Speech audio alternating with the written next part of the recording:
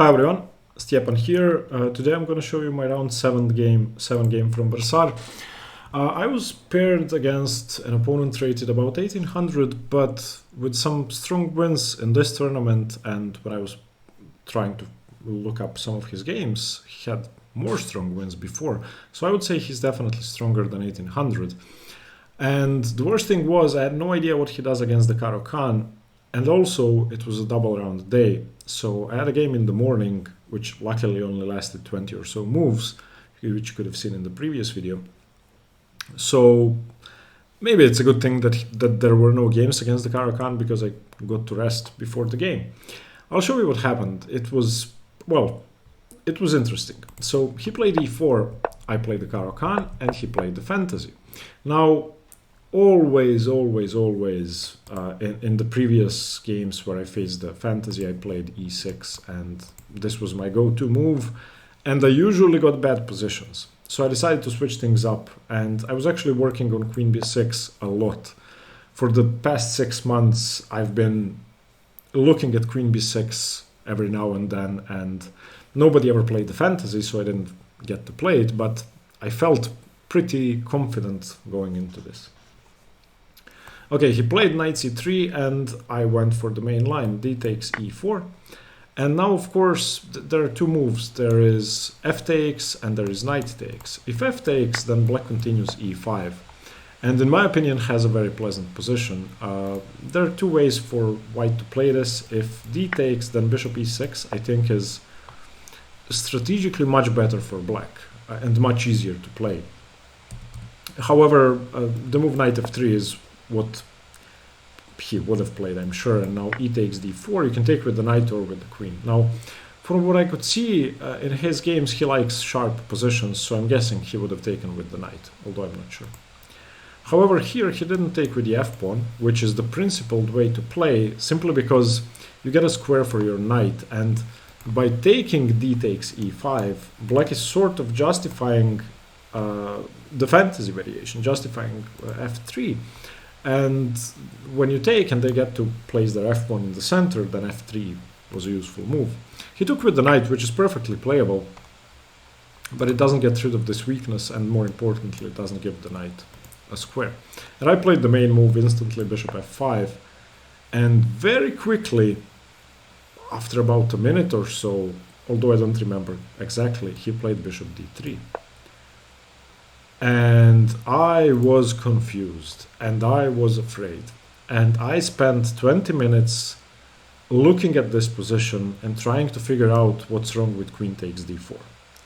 This was by far my longest stint of the game, and if you've seen my videos in the Caro-Kann, then you know that I got smashed many times because I took the d4 pawn. Not in this exact position, but in many similar positions. Just recently, in the first round of the Croatian League, you can look up my game against Shelendic, where, again, I took the d4 pawn and got dismantled. So I didn't take this lightly. I'm going to show you what the main move is. Like after bishop f5, people play c3. That's the move. And after knight d7, now you go bishop d3. This is the main line, and this I knew. So I was really confused. And after the game, I asked him, what's bishop d3? Is that playable? He said, yes, that's playable. And I didn't know it. And the next day, well, in between, I went to the database and I started looking for games with bishop d3 here, and I couldn't find a single one. So I think he must have mixed things up somehow. Anyway, when I was trying to figure out queen d4, I looked at every possibility for white. I looked at knight d6, knight f6, knight g5, knight c5, knight c3, knight e2, c3. Of course, this discovery on the bishop could be annoying, so that's one thing you have to factor in. But it doesn't work. None of the discoveries work. There basically is no way to punish queen d4, which took me about a minute to figure out, but then it took me another 20 minutes to like force myself to go through all the lines 5 more times. And when I saw that there was nothing there, I took the pawn. My opponent played knight e2, which I'd expected. It's a tempo on the queen, and I played queen b6. Now queen b6 is the only option here, and I've decided to do that before I took on d4 because the main thing is it prevents castling, it threatens the b2 pawn and prevents bishop e3. Now the b2 pawn isn't relevant, I would never take it, but I want to prevent bishop e3 and I want to prevent white from castling. Because if white cannot castle, it's really hard to develop the pieces. And I was also looking at his next move before calculating, when looking at queen d4 and before taking the pawn, knight g3, and I decided to simply reduce material. This bishop is loose, I don't want to play bishop g6, so I just took. Bishop takes, knight takes, and knight f6, and I'm not giving him time to compensate for the pawn, which is why this pawn sacrifice is just bad. Black has a big advantage. It's a bad pawn sacrifice, not because you gave up a pawn, but because you don't have anything for the pawn. You don't have any attack, you don't have compensation. Black is developing pieces with tempo, meaning black is threatening to reduce material down and just develop. If I can castle either side, then it's a clean pawn. And also this pawn on f3 really hinders white's attacking chances because he doesn't have bishop e3, what's the most important thing. He cannot castle and the queen cannot get out to h5. Okay, so now this really has to be taken. I was looking at queen e2 as an alternative, but after queen e2, knight e4, bishop e3, I can insert queen to a5 check and then transfer my queen to h5, and after bishop e4 I can play e6. Might as well show you that, sorry. So here, check, let's say c3, I think that, because if bishop d2 I can take c3 and, no, yeah, actually now I can save my bishop. Bishop d2 isn't possible, sorry. Yeah, queen e2 isn't possible. I was looking at that during the game, but didn't put it on the board actually.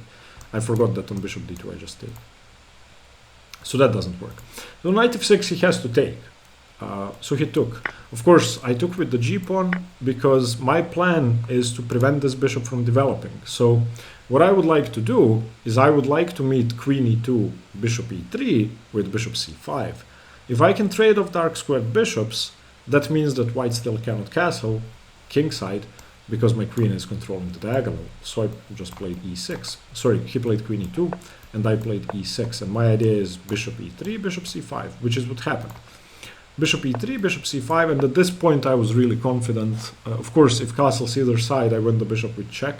So the material has to be traded off. Bishop c5, queen c5. And again, he cannot castle kingside, so he castled queenside. And this is the first time I was given a free move, so to speak. I can do something to develop. And before I played my next move, knight d7, I spent a long time trying to see if he has any tricks with rook d7. Now, the only reason I was looking for this is because I was afraid of an attack, I was afraid of compensation for that pawn, and I wanted to reduce material. Now, I didn't think it worked, and then when I double-checked, I made sure it doesn't work. So I played knight d7. And after 5 to 10 minutes, he played the move I was looking at, and I figured out it doesn't work. He played bishop takes h7. Now the funny thing is, even if I take the bishop, which may seem like a blunder, I'm winning, which I only saw later. I decided not to take the bishop because I saw a winning continuation straight away.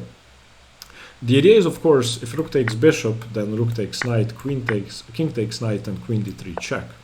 However, after king e7 and queen takes rook, black didn't get the pawn back because I have queen g5 check, and black is completely busted. Let's say king b1. The engine says in this position the best move is f4, which is understandable, doesn't want to lose the g-pawn. But after king b1, for example, queen g2, let's say, I don't know, rook c1, I can just take on f3, and I'm 2 pawns up in a completely winning position. Now this is messy, because it's queen rook versus queen rook, so anything could happen. I'm not sure I would win this position, even though it's technically winning, because there are always tricks. However, after bishop takes h7, I didn't even consider rook h7. I saw that f5 wins, and f5 simply traps the bishop. That's very easy to see. The bishop has no squares. The one thing I had to figure out was, do I insert queen g5 check before I play f5? Because one thing I was afraid of on f5 was bishop g6. And if bishop g6, if I take it, then maybe queen e6 check, and there's some, well, it's not easy. I don't, oh, of course, this is losing, but even if I go for something else, or maybe it's not losing, maybe I have queen e7, but I don't want to allow queen g6. It just seemed messy. And the move I would have played had I gone for f5 against bishop g6 would have been simply knight f8. And now the bishop is lost again. And if bishop f7, which probably is the best move, at least you get a pawn, king f7, there are no tricks anymore. The knight covers d7 and goes covering g6. However, I saw no reason to allow that, because transferring my queen to this diagonal by checking, so with tempo, actually allows my queen entry to d8 and e7 after I trap the bishop. And this seemed important because maybe there are some responses like queen d3 later on, putting pressure on my knight, in which case I can simply go queen e7, defending everything, and I'm not forced to go rook d8. I'm not sure which is better. When I looked at the position with the engine says queen g5. Yeah, queen g5 was better by a very narrow margin, but both f5 and rook h7 are like -3, -4. So in any case, I played queen g5. He played king b1. He could try f4, but after f4 I can just take it and then take the bishop. So that doesn't work. So he played king b1, and I played f5. So that's it. f4, now I don't have to take on f4, because if I do take on f4, I'm in trouble. Queen f4, rook f1, and when I go back, then rook takes. I don't have to go back to g5, but the pawn is pinned and I'm in trouble.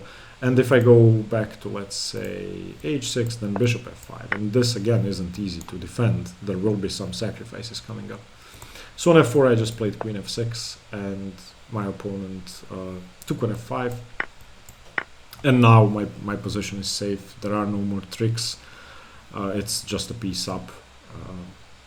So it was easy to convert. He played rook d4, I castled, finally.